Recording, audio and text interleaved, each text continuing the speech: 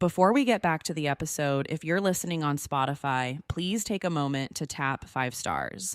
It's one of the easiest ways to support Forensic Tales and helps the show reach new listeners. Thank you so much for being here. To get this episode of Forensic Tales ad-free, check us out at patreon.com/Forensic Tales. Hey, Forensic Tales listeners, Courtney here. I have to tell you about Best Fiends. It's a fun puzzle game on your mobile phone. I love it because it's the perfect break from my research for the show. The puzzles are a fun challenge, which I love. But it's also a casual game, so it doesn't stress me out, which is perfect for when I need a break from researching cases. I love that every time I open the game, there's always something new going on. I just got to level 98, and it's so much fun. If you're like me and totally over the same old puzzle game, this game is for you. The makers of Best Fiends have created a whole world right on my phone. It's got great music, is bright and colorful with great graphics, and there's a story about all those cute characters. My favorite character is Jojo the Butterfly, because who doesn't love a strong, confident leading lady? So, join me and millions of people who are already playing this fun puzzle game. Download Best Fiends for free on the Apple App Store or Google Play today. That's Friends without the R. Best Fiends. Forensic Tales discusses topics that some listeners may find disturbing. The contents of this episode may not be suitable for everyone. Listener discretion is advised. On Mondays, Sherri usually woke up excited to go to work. She was incredibly successful, a young director of nursing, a newlywed to the man of her dreams, living the perfect life. But this morning was different. Sherri was scheduled to give a speech. She hated speeches. Her husband kissed her goodbye. Sherri sat alone, debating, contemplating, when she was attacked. In her bedroom? This is Forensic Tales, episode number 76, The Murder of Sherri Rasmussen.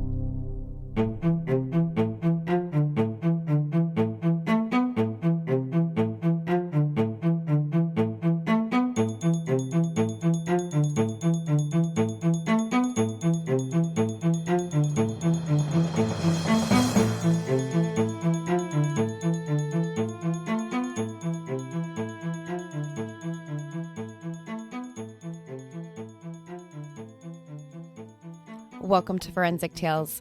I'm your host, Courtney Fretwell. Forensic Tales is a weekly true crime podcast covering real, spine-tingling stories with a forensic science twist. Some cases have been solved with forensic science, while others have turned cold.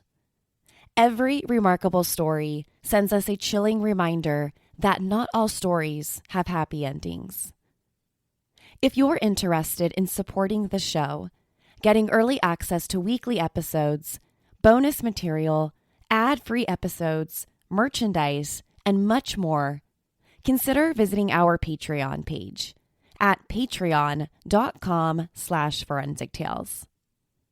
Another great way you can help support Forensic Tales is by leaving us a positive rating with a review or telling friends and family who love true crime about us. Now, let's jump right into this week's case. The murder of the newlywed, Sherri Rasmussen, left everyone shocked. Nobody could understand who or why someone would want to harm someone like Sherri. She lived nearly the perfect life. Wife to the man of her dreams, a college graduate by the age of 16, and director of nursing by her 20s. Her wonderful life was taken away from her one morning in February 1986. But why? On Monday, February 24th, 1986, Sherri Rasmussen was in bed with her husband, John Rutten, who got ready for work. Typically, Sherri was the first one out the door in the mornings, but this day was different. Sherri was scheduled to give a speech at work, a managerial requirement that she wasn't too crazy about. So, she considered calling in sick and using a back injury as her excuse to try to get out of the presentation. Around 7:20 in the morning, John left their condo in Van Nuys, California. He was leaving Sherri at home. On his way to work, he dropped off some dry cleaning and made it to the office by 8 a.m. By mid-morning, John decided to call Sherri just to see if she decided to go into work or not. But she didn't pick up. So he simply assumed she chose to go in and give that speech after all. He then went about the rest of his workday. On his way home that night, John stopped by to pick up that dry cleaning and made a quick stop at the UPS store. When he pulled up to his condo, he noticed that the garage door was open, but Sherri's car wasn't inside. He also noticed some broken glass in front of the garage. Now, John's first thought was that maybe Sherri accidentally ran into something in the garage with her car, causing there to be glass on the ground. Of course, this wouldn't be the first time that she ran into something in the garage. But when John saw the door open inside the garage, his heart dropped. John parked his car and made his way through the open door. In the living room, he saw his wife Sherri lying. She was on her back with her entire face and body covered in blood and bruises. Just looking at her, he knew she was dead. Before calling 911, he grabbed a blanket and put it over her head. When first responders arrived, they believed that they were working on a case of a burglary gone wrong. Sherri was shot 3 times, and there was obvious signs of a struggle all around the living room. A big stereo speaker was knocked over to the ground. There were smears of blood across the walls and even the front door. Upstairs on the second floor, there was broken glass from the balcony door.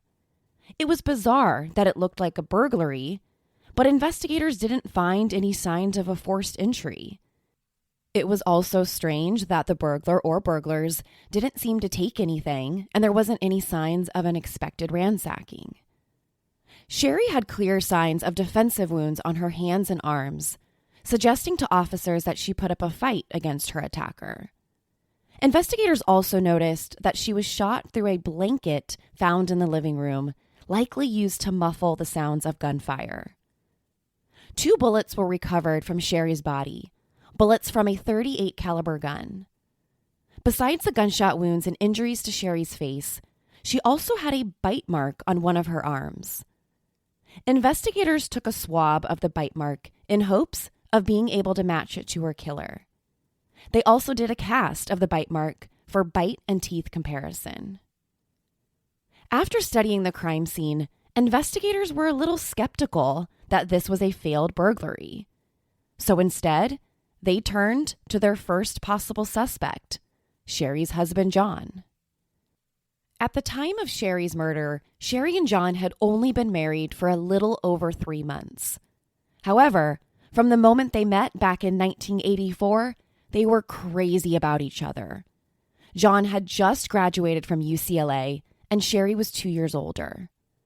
Sherri graduated from Loma Linda University when she was just 16 years old, and then would go on to get her master's. By 27 years old, she was already the director of nursing at the Glendale Adventist Medical Center.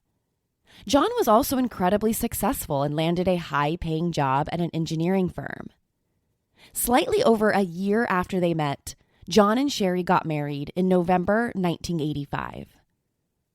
But Sherri wasn't the only woman in John's life.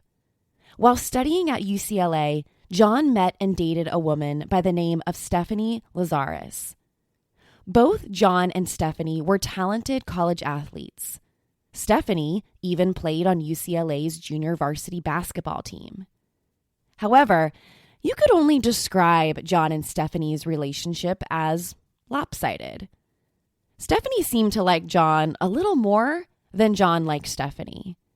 If you asked Stephanie about her relationship with John, she would probably tell you that they were in a serious, committed relationship. But if you asked John about their relationship, he wouldn't exactly call her his girlfriend. To John, she was more of a casual hookup for him. From 1981 to about 1984, John and Stephanie had what many would describe as an on and off again relationship. Although they were sleeping together throughout this time, John never really considered Stephanie his girlfriend. After UCLA, John accepted a job at Micropolis, and Stephanie joined the LAPD as a police officer in 1983. A year later is when John met Sherri and kicked Stephanie to the curb. John knew from the minute he met Sherri that she was the one, but Stephanie didn't know John met the one. Stephanie threw John a surprise birthday party for his 25th birthday, utterly unaware that John had a new girlfriend. Stephanie actually found out about Sherri at the party, and she was devastated. After finding out about Sherri, she even wrote a letter to John's mom describing her heartache. She couldn't believe that John would leave her for someone else. Her heart sank even more when she discovered John wasn't just dating another woman, they were engaged to be married. Although John and Sherri were engaged, Stephanie couldn't stay away. There was even a time when Stephanie brought her skis to John and Sherri's apartment for him to, quote, wax them for her. A little odd that she couldn't find anyone else to help her. And after that visit with the skis, Sherri point blank asked John if his relationship was over with Stephanie. They were just about to get married, and Sherri doesn't want Stephanie around for the rest of their lives together. But John assured her that his relationship with Stephanie was completely over, that she meant nothing to him. But despite John's claim, Stephanie kept coming up with excuses to go over to their apartment. On one of these trips, they did more than just visit. During Sherri and John's engagement, Stephanie dropped by John's condo when Sherri wasn't home, and the two of them slept together. Now, John would later testify that he only slept with Stephanie to, quote, give her closure. As if sleeping with a woman already obsessed with you will give you closure or give her closure. After this incident, John told Sherri about it. He was incredibly remorseful. He said it meant absolutely nothing and that he still wanted to get married. After a little sweet talk on John's part, Sherri took him back and agreed to continue with the marriage, with a clause: no more Stephanie, this time for good. Introducing the brand new hit podcast, The Forgiven. The Forgiven podcast retells Bible scandals in a more modern setting, focusing on forgiveness in a cancel culture. This series will touch on forgiveness by dramatizing some of the most scandalous stories in the Bible, accompanied by scripture readings, affirmations, gospel music, and personal stories of forgiveness. The Forgiven podcast is available on Apple Podcasts or wherever you're listening right now. Also available at theforgivenpodcast.com. Subscribe today and give it a listen. The Forgiven Podcast. Prepare yourself for a forgiven experience. Sherri's missing silver BMW turned up a week later. Someone had parked Sherri's car on a street in Van Nuys, and the vehicle was left unlocked with the keys still in the ignition. It was like whoever killed Sherri took her car, drove it to a random street, and then just dumped it there. But inside of the car, investigators found a small spot of dried blood, a couple of fingerprints, and a strand of long blonde hair, none of which belonged to Sherri. During the first couple weeks of Sherri's murder, investigators interviewed everybody in her life, her family, friends, neighbors. But the interviews didn't really reveal any credible suspects. The only credible lead was from Sherri's neighbors, who said that they saw two Hispanic men trying to break into homes throughout the neighborhood. In one of the cases, these two men assaulted a woman in her home not too far from Sherri and John's condo. But when the police looked at Sherri's case, nothing about it screamed burglary. Again, there were no signs of a forced entry, Nothing of value was stolen or taken. The only thing missing from the home was Sherri's BMW, but of course that turned up a week later in perfect condition. And there also wasn't any signs that Sherri had been sexually assaulted. Even though John wasn't considered a suspect, he still participated in a handful of police interviews. Right from the get-go, he was highly cooperative with the police. During these interviews, detectives asked him all those typical questions you would expect to ask a husband when a wife is murdered. Were there any problems in their marriage? Answer, no, they were newlyweds. Did they have any financial problems? Answer, no, they were both very successful in their careers. Was Sherri having any problems with an ex-boyfriend, an ex-lover maybe? Answer, no. The police didn't suspect that John had any real motive to want Sherri dead. The news about Sherri's death was devastating for her husband and her father, Nels Rasmussen. The police called Nels a day later to break the news to him, and he was heartbroken. Not only was he heartbroken over the fact that his daughter had been killed, but he also couldn't understand why. And he also couldn't understand why he was finding out a whole day later. Why didn't his son-in-law, John, call to tell him? Nels loved his daughter. He was proud of her, proud of everything. Well, except for her taste in men. When Nels met John for the first time, he wasn't impressed. And he became even less impressed when Sherri told her father that they were going to get married. Now, he has even more reason not to like John.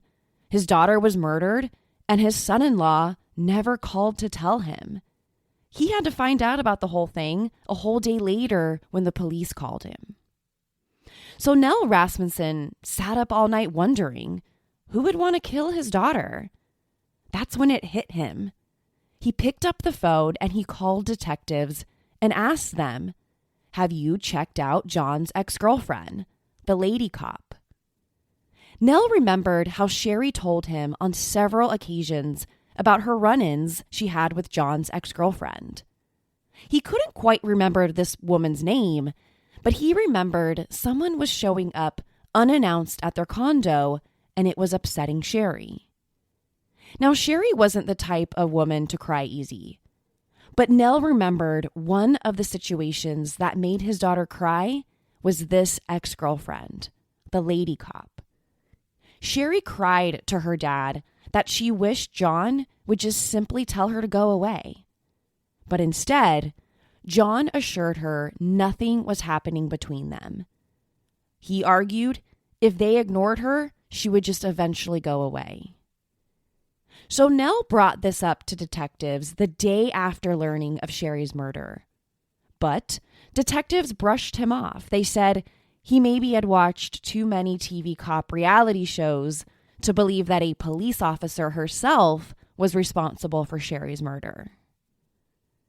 So the police showed Sherri's father a sketch of the two Hispanic men that they believed might be burglarizing Sherri's neighborhood. The detectives explained that they believed Sherri's murder resulted from a failed burglary. Now, Nell thought the burglary theory was completely wrong. Detectives theorized that the altercation lasted between 60 and 90 minutes. Yeah. This is odd because how could Sherri fight off two men for over an hour? Let alone the fact that Sherri is a female and her attackers are allegedly two males, but it's also a 2-versus-1 attack.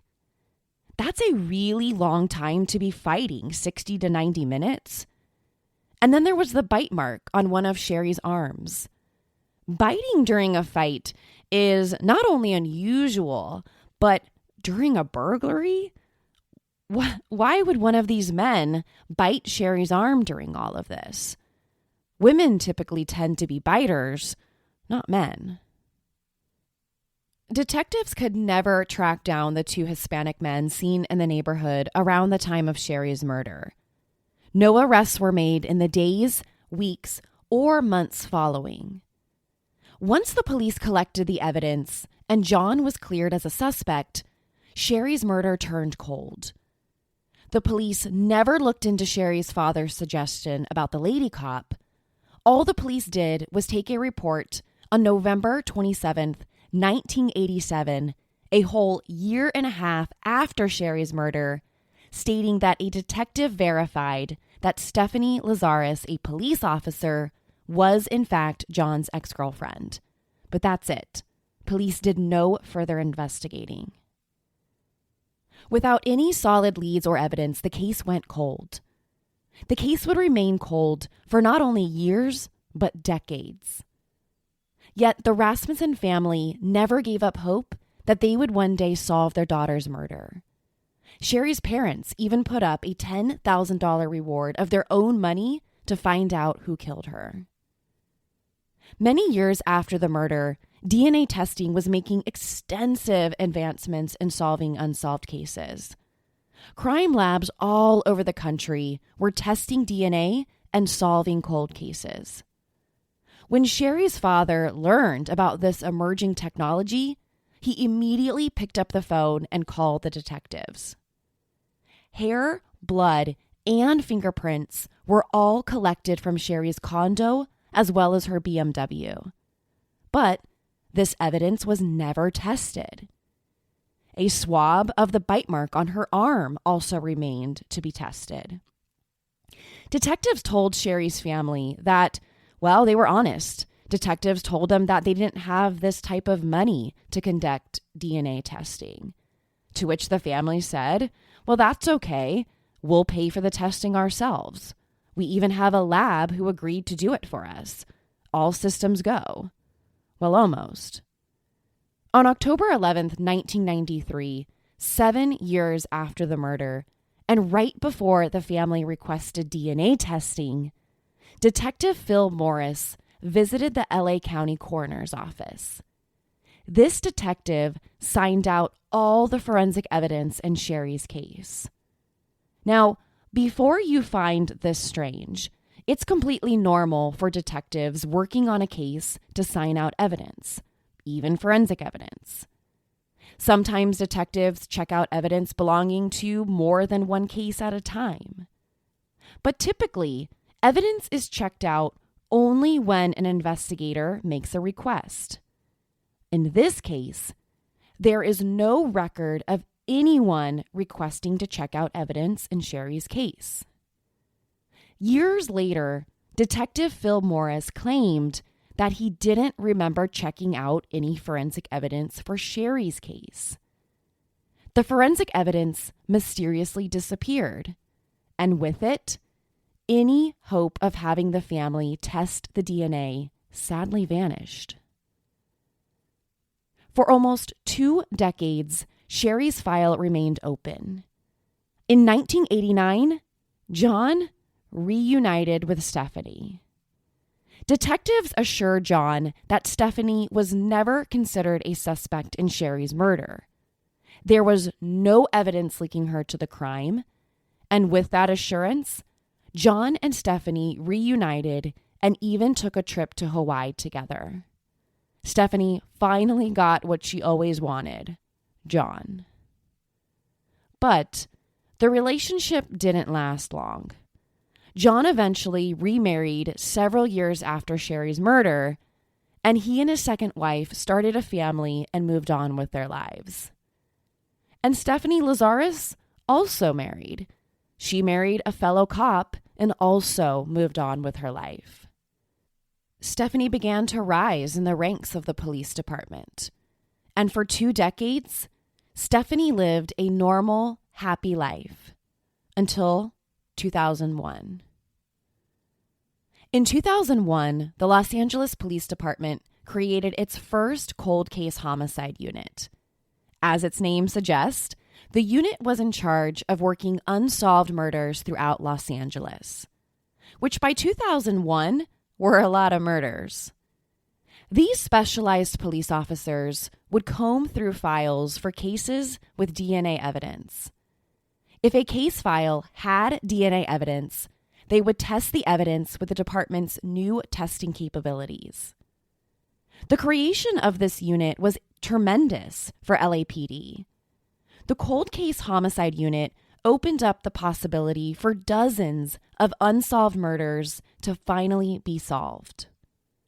Throughout the 80s and 90s, detectives collected DNA and forensic evidence from crime scenes, but could never test it. And beginning in 2001, the department could now test this evidence. Simultaneously, other agencies were creating their own DNA and fingerprint databases, and even the federal government was creating national databases. 3 years after the LAPD created their cold case unit, a criminalist came across Sherri's case file. Jennifer Francis read how DNA was collected in the case. Specifically, they had taken a swab from the bite mark on Sherri's arm. This is great, right? A swab of a bite mark would absolutely contain traces of DNA. But the swab wasn't listed in evidence and wasn't one of the forensic samples that was signed out back in 1993. The swab had been lost or misplaced sometime before 1993. So, where was the swab now? When you're dealing with evidence in any criminal case, detectives follow a chain of evidence. Simply put, the process and record of who collected the evidence, when and where it was collected, who secured it, and who had control or possession over it. The record of evidence doesn't end when evidence is collected. It's also documented when the evidence leaves storage, or if it's checked out and maybe presented in court. So whatever the case may be, evidence is always accounted for with who and when. When Jennifer Francis read that detectives working on Sherri's case collected forensic evidence from the body and from the car, they sent it to a freezer at the coroner's office. Then the evidence would have been gathered and stored under the case file number, all standard protocol. But the swab was never recorded as evidence in the case file. Instead, the swab was only listed in police reports. So, if the swab was never recorded in the case, it's possible that it never made it out of the freezer and into the case file as evidence, which could only mean one thing. Maybe the sample is still in the freezer. Jennifer Francis first called the LA coroner's office and asked them if they knew the location of the swab. Not surprisingly, they didn't know. So Jennifer decided she would just drive down to the coroner's office herself. And within moments of searching, this savvy cold case investigator found the DNA swab in a small manila envelope. The envelope was stuck to the side of the freezer wall. Since it was stuck, the manila envelope began to absorb water and moisture from the freezer. And over time, the moisture caused the case number file on the outside of the envelope to be erased. When the evidence in Sherri's case was pulled from the freezer, investigators didn't know the envelope also belonged to Sherri's case. With a missing file number, it's impossible to know which case the envelope belonged to. And instead of these officers at the time trying to figure out which case this envelope belonged to, someone decided, well, if we don't know what case it belongs to, let's just leave it inside of the freezer. No case file, no case details, nothing. And that's where the swab sat for almost 2 decades inside of this freezer, and nobody knew which case it belonged to, and no one really asked any questions.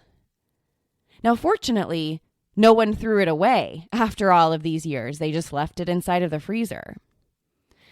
Inside of the small manila envelope was a sealed up tube containing 2 swabs. Inside of the envelope read Rasmussen. Jennifer Francis took the sample and sent it to the crime lab to see if they could extract any DNA. A long shot.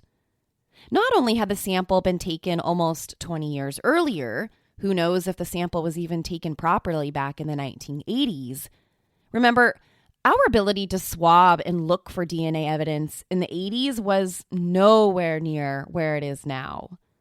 So not only did Jennifer Francis need the sample to be in good condition from the collection process, but it also needed to be in good condition from being inside of a freezer all of this time.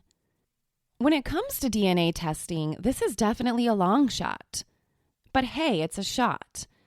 And when you're dealing with a 2-decade-old cold case, you'll take any shot you can get. Jennifer Francis got the DNA testing results back from the lab in January 2005. The results came back with a complete DNA profile, meaning the lab could pull a full DNA profile from the bite mark on Sherri's arm, the bite mark that could only belong to her killer. When she got the results back, she ran the DNA profile through CODIS, the national database in the U.S. for DNA. But when she submitted the profile, she didn't get a hit. The sample didn't match any known DNA profiles in CODIS. But that doesn't mean the test was meaningless. Even though the test results didn't reveal a name, they did show one critical detail. A female left the bite mark on Sherri's arm. Sherri's killer was a woman.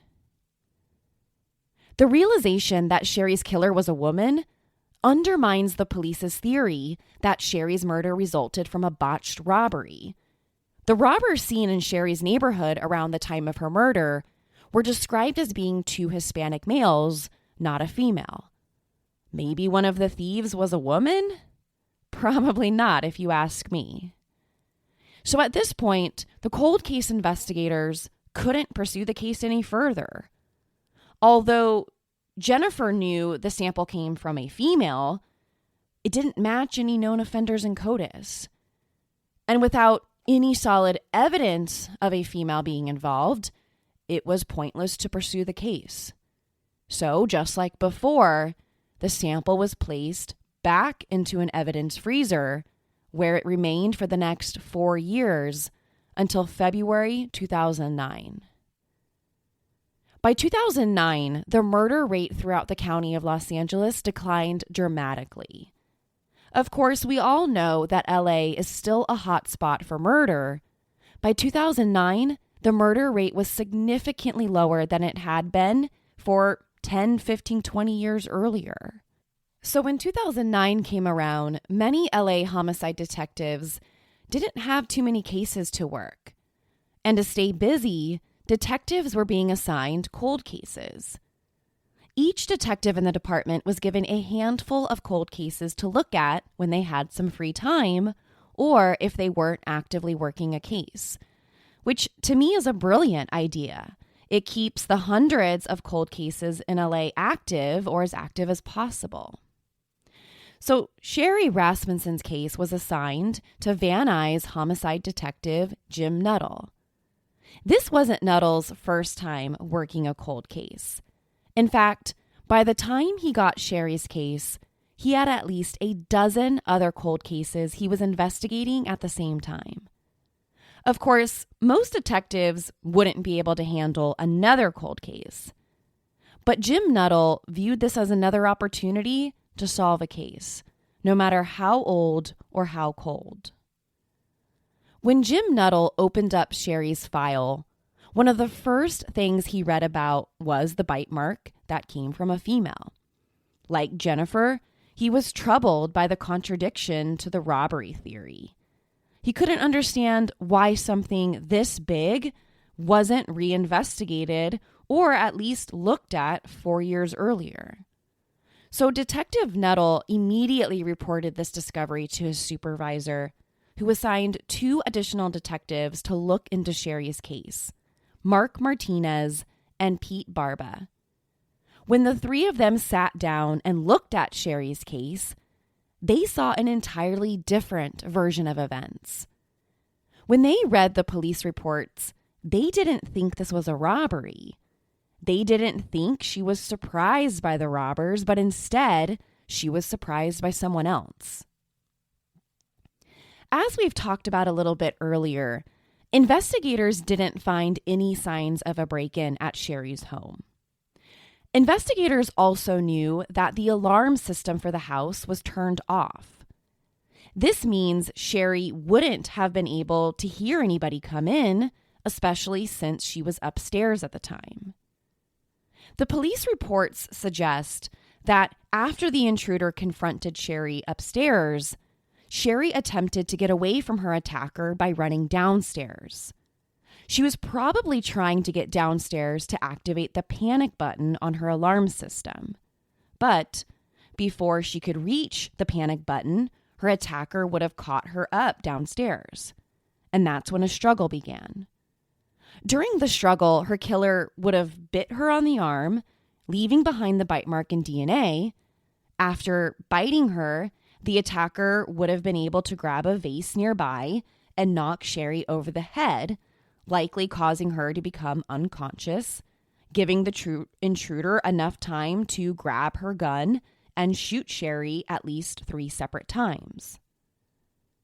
One of these 3 detectives assigned to the case looked at the report this way. The robbery theory seemed far less likely. These detectives thought the evidence didn't point to a robbery, but pointed to someone staging the scene to make it look like a robbery.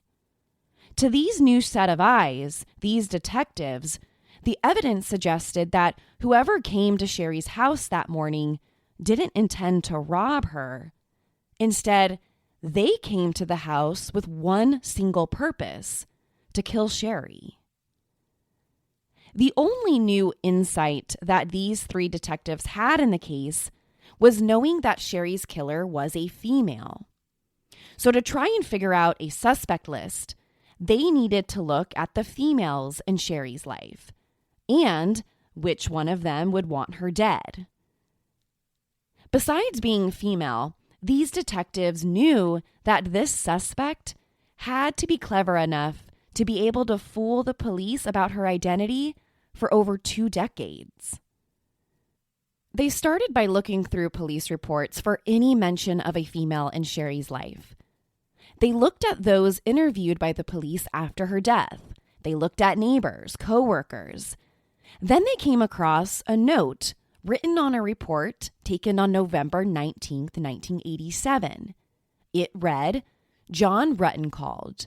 Verified Stephanie Lazarus, P.O., was a former girlfriend." That's police officer Stephanie Lazarus, their co-worker in the art theft division. Detectives Nuttall and Martinez went to go see John Rutten. When they informed John, he was surprised. He told them Sherri's father, Nell, already told police that he believed Stephanie Lazarus was a possible suspect in the murder, and that he'd been telling police that for years, but nobody would listen.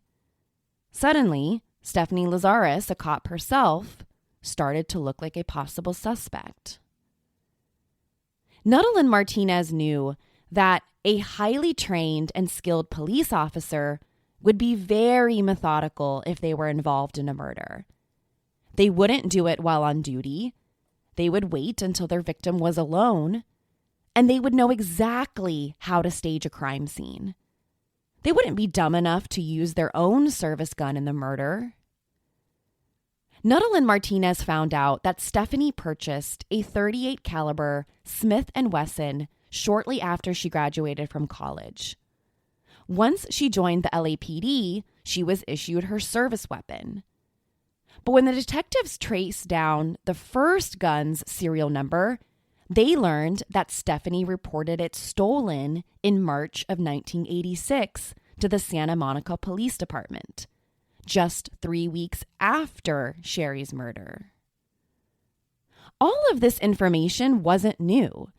This information about Stephanie Lazarus including her missing handgun, was all known to the LAPD back in 1986. It seemed like someone in LAPD was trying to protect her from the new detectives on the case. Nuttall and Martinez presented their evidence about Sherri's possible involvement in Sherri's murder to their supervisor. Anytime there's a case involving a fellow police officer, there's a strict chain of command about how this information is reported and how this information is investigated. In this case, a word about a police officer being involved in a 20-year-old murder investigation would be shocking, to say the least. So, after 4 months of reviewing the evidence, the LAPD's Internal Affairs Group took over the investigation. The first thing Internal Affairs needed to do was get a DNA sample from Stephanie. They needed to get her DNA to match it to the DNA found on the bite mark swab. But getting her DNA would be tricky. They didn't want Stephanie knowing that she was a possible suspect. So to get the DNA, a team followed Stephanie and her daughter as she made her way to Costco. They watched as Stephanie and her daughter had lunch at one of the tables outside of the store. Once she got up and threw away her trash, the officers retrieved a small straw in a cup from Stephanie. Perfect for a DNA profile. They sent the cup and straw to the crime lab, and 2 days later, detectives got the results. The DNA found on the straw and cup matched the DNA on Sherri Rasmussen's forearm almost 20 years earlier. A fellow LAPD police officer, Stephanie Lazarus, was Sherri's killer. Detectives brought Stephanie in for questioning.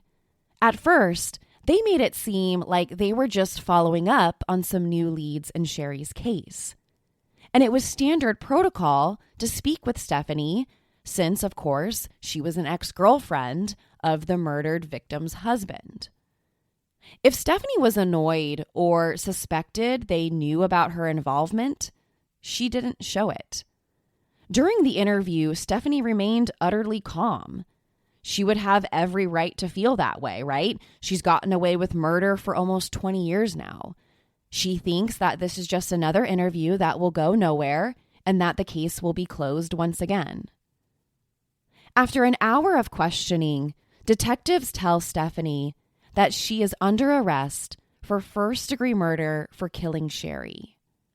Detectives tell her that her DNA was found on the swab taken from Sherri's arm, and they found it all these years later. So without a shred of forensic science doubt, Stephanie was Sherri's killer. In March 2012, Stephanie was convicted of Sherri's murder and sentenced to 20 years in prison. Before going to prison, she was a 27-year veteran of the Los Angeles Police Department.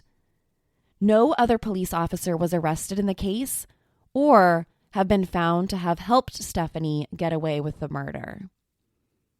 Since the conviction, Sherri's family has sued both the LAPD and Stephanie personally. A preliminary ruling on the case against LAPD is currently pending, as the department has argued that they are immune from these types of cases.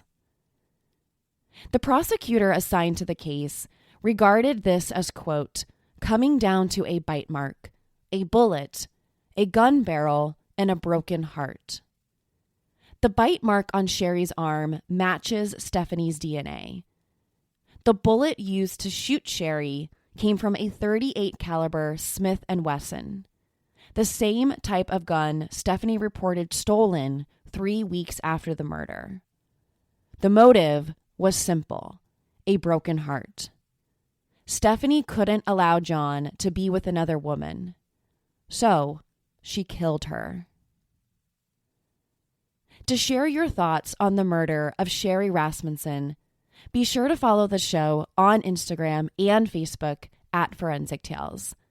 Let me know what you think about this week's case. Also, to check out photos from the case, be sure to head to our website, forensictales.com. Don't forget to subscribe to Forensic Tales so you don't miss an episode. We release a new episode every Monday. If you love the show, consider leaving us a positive review or tell friends and family about us. You can also help support the show through Patreon. Thank you so much for joining me this week. Please join me next week. We'll have a brand new case and a brand new story to talk about. Until then, remember, not all stories have happy endings.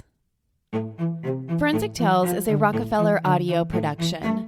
The show is written and produced by me, Courtney Fretwell. For a small monthly contribution, you can gain access to bonus content and be one of the first to listen to new episodes.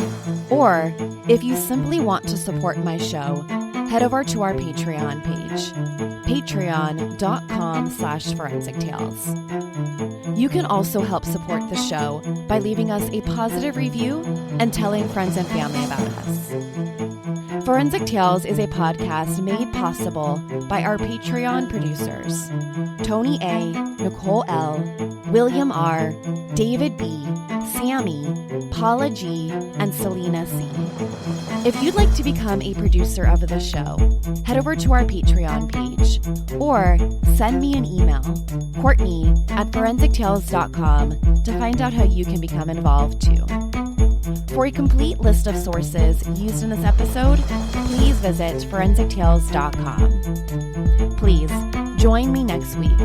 We release a new episode every Monday. Until then, remember, not all stories have happy endings.